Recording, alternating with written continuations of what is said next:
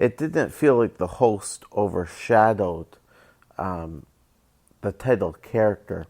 And I guess this was a sign of things to come in this era, as on issue number 1 of the 4th volume of Spectre, above the title logo are the words Hal Jordan is, and then you get the Spectre.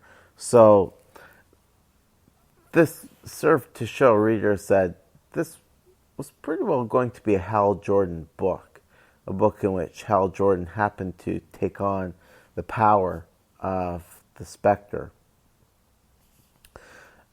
I think as well, people tend to look back and think of James DeMatteis as the funny guy, one of the two funny guys on Justice League / Justice League International. And yes, the Keith Giffen, James DeMatteis run on Justice League is cherished by many. Very funny book. But it's important to keep in mind that when writing on his own, James DeMatteis tends to veer towards very serious and very deep and profound stories.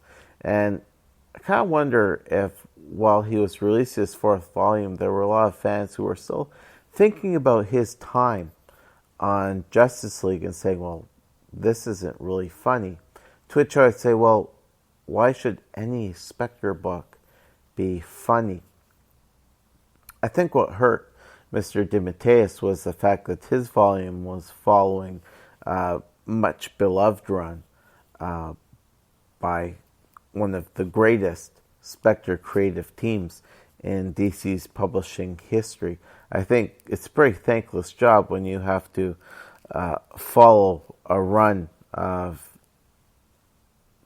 the kind that Ostrander and Mandrake released.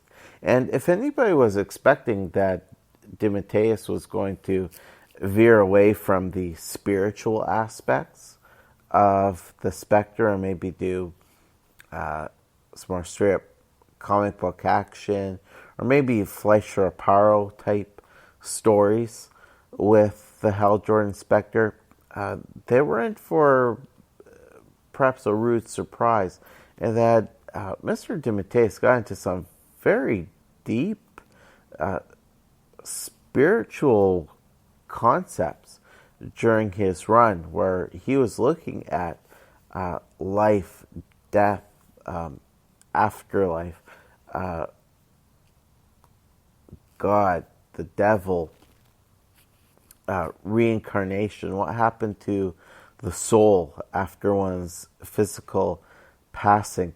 And because he was writing about Hal turning the Spectre into a spirit of vengeance, those who were looking forward to those really creepy Spectre stories weren't going to get what they were expecting. Although in the first few pages of the first issue, it certainly looked like Hal was not having an easy go of being a spirit of redemption, as we see him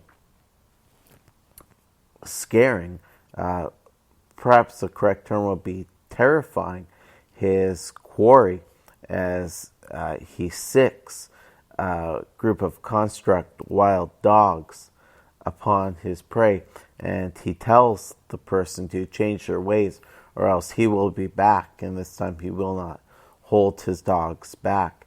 And what's really creepy about this scene is that Hal's using fear to alter a person's behavior, and that makes you think that there's something else going on inside of Hal and the Spectre. And really, this served to help Jeff Johns when he brought forth the Parallax revelation and revealed that Hal was grappling for so many years because the avatar of fear had been grafted upon his soul. Now, continuing what was set up in that three-parter in Legends of the DC Universe, we see that Hal's not alone on his journey on a spiritual plane or on the cosmic side of the DCU. In addition to seeing flashes of Sinestro, Hal is joined on his journey by the spirit of Abin Sur. And Abin Sur is not happy to have to join Hal on this journey. And Abin explains that because he chose Hal to be his successor, and Hal ended up becoming a mass murderer, as his own form of punishment, Abin's soul was plucked from his eternal rest, and now he's forced to walk this proverbial walk with Hal to gain his own measure of redemption. And that's certainly something which did not stand well with fans of Green Lantern and Green Lantern history. You can count me among those readers who are kind of miffed by this, because in any telling of Hal Jordan's origin, Abin doesn't choose Hal specifically to be his successor. Abin does what any other dying Green Lantern would do. He commanded his ring to find the best candidate to succeed him. And Abin was one of the lucky few who got to look upon his successor before dying. But Abin couldn't be held responsible for what happened with Hal. So this just didn't fit well with fans of DeMatteis' work. It was rather surprising that there was this continuity gaffe. Of course, you could say that this is an example of Parallax reaching out within Hal and within the Spectre and breaking Hal's will, just make it that much easier for Parallax to eventually consume Hal and the Spectre entirely. It could be said that this is not the real Abin Sur. This is a construct designed by Parallax, made to torture Hal as he is struggling to deal with the Spectre's natural rage and lust for vengeance. We do see here, again, Hal does try to interact with people he knows, but they don't recognize him. One of his brothers comes pretty close to figuring out that his brother is still, well, alive isn't the right word, but is walking amongst mortals. But I don't, if memory serves, his brother never got to conclude that this person who he kept on bumping into on the street was in fact his brother. We see a reunion of sorts between Hal and Carol, where for a brief point the veil's lifted and she gets to see that Hal is the Spectre. And here she's drawn as a much older woman, going with the idea that Hal had gone white at the temples because he had been a Green Lantern for so many years. Nice thing here is that we see that Carol appears to be aging in real time as well. And of course, by this point, Carol was happily married, but the trouble in her marriage was that while her husband was a wonderful person by all accounts, he just wasn't Hal. So when Carol meets Hal and she gets to have a heart-to-heart with him, Hal explains to Carol that the reason why she feels so much pain is because she and Hal are soulmates, and they've had many lifetimes together.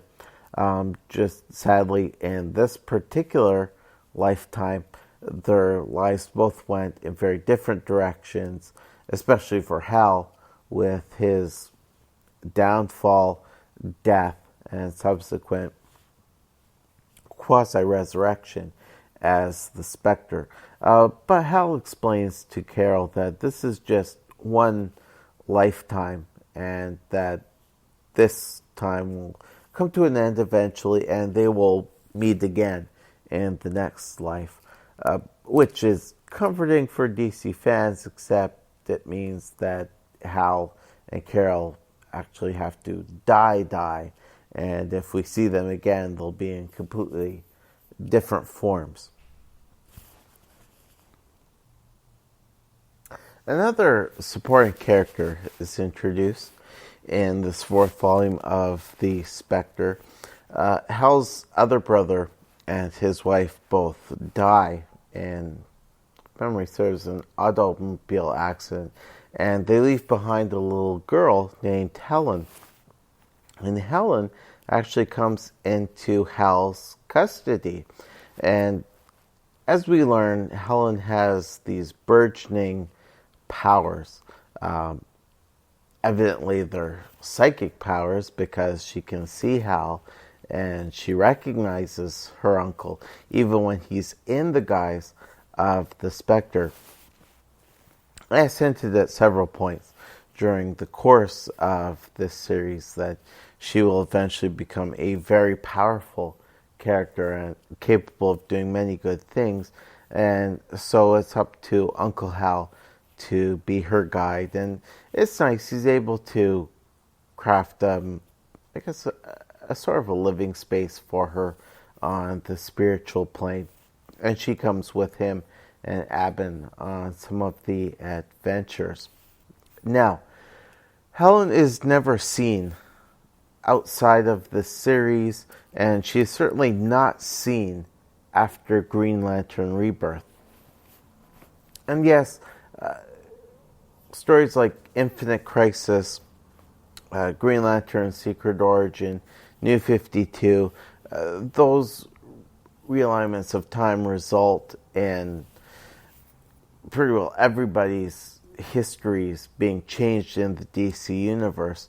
But it's just interesting to note that this little girl doesn't appear or get mentioned in any stories that harken back to this time. Think of an event like Convergence would have been the place to mention that, oh yeah, one time Hal had this niece named Helen. And so the fact that she appears here and nowhere else suggests that Helen is actually a construct herself.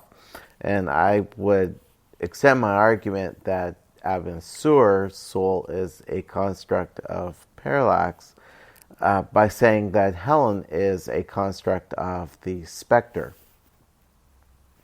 Certainly based on what we see in Green Lantern Rebirth, the Spectre is quite aware that Hal's soul is in turmoil, and so the Spectre is trying to help.